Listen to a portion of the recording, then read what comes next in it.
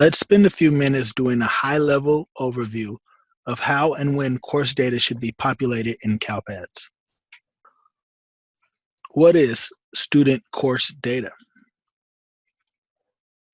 Student course data is submitted through two file types. The course section file, which is a unique instance of a course taught by one or more teachers in a specific location at a particular time. A course section must be first posted prior to the student course section enrollment. Today's training, we will focus on the course section. The second file is the student course section. The student course section is a record indicating a student is enrolled in a specific course section. A separate training has been developed for the student course section. A single file format is used to submit course section data. Course enrollment data must be submitted in the fall, and course completion data must be submitted at the end of the year. The record type is specific for each submission and determines the validated fields in the file. The course section enrollment CRSE file is submitted during the fall 2 data collection, and the course section completion CRSC file is submitted in the end of year data collection. For fall 2, include all course section records occurring on Census Day or for schools out of track that are not in session. The course submission includes the course sections that begin no later than 30 calendar days after Census Day. This is required for all K-12 students. Do not include lunch, free period, or preschool sections. For course completion at the end of the year, include all course section records which were offered at the school, which at least one student primarily enrolled or secondarily enrolled in grades 7 through 12 completed.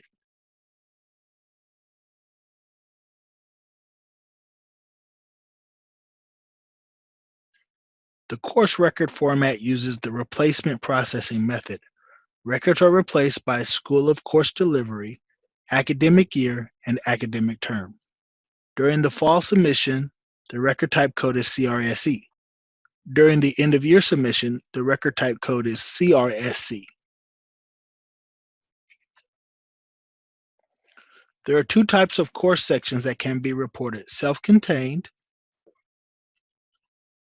where multiple subjects are taught in the same course sections, such as the 3rd grade. And then there are departmentalized course sections, where each subject is taught in a separate section, examples of which would be algebra, biology, English, or theater. Depending on your school type, you may have self-contained sections, departmentalized sections, or both.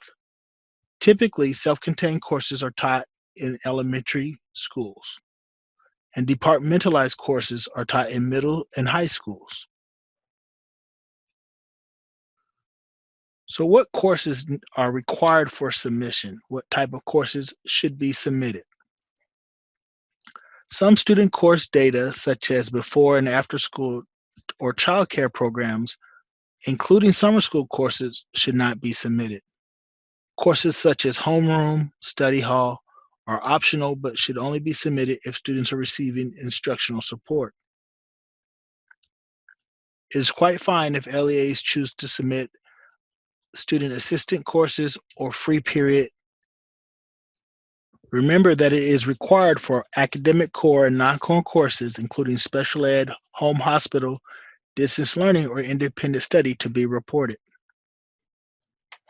So now we have a diagram displaying the conceptual model of the course record relationships. So for every school, there may be many courses offered. Each of these courses may have multiple sections.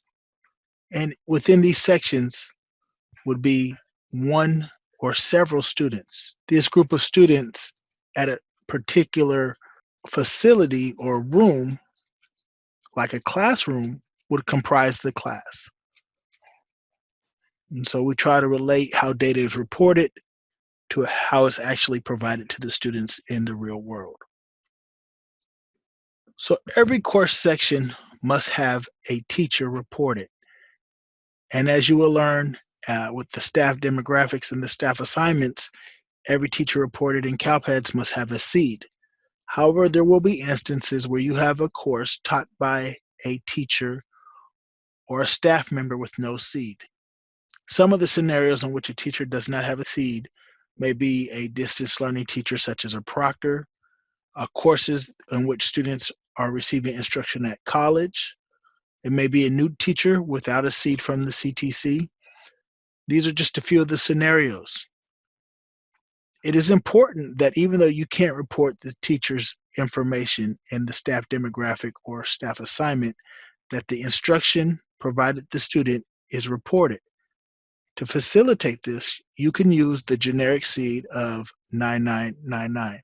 Certainly there's more nines than what I just said. There's 10 of them, in fact, but this 109 code is the generic SEID, which allows you to report courses taught by staff members who do not have SEIDs.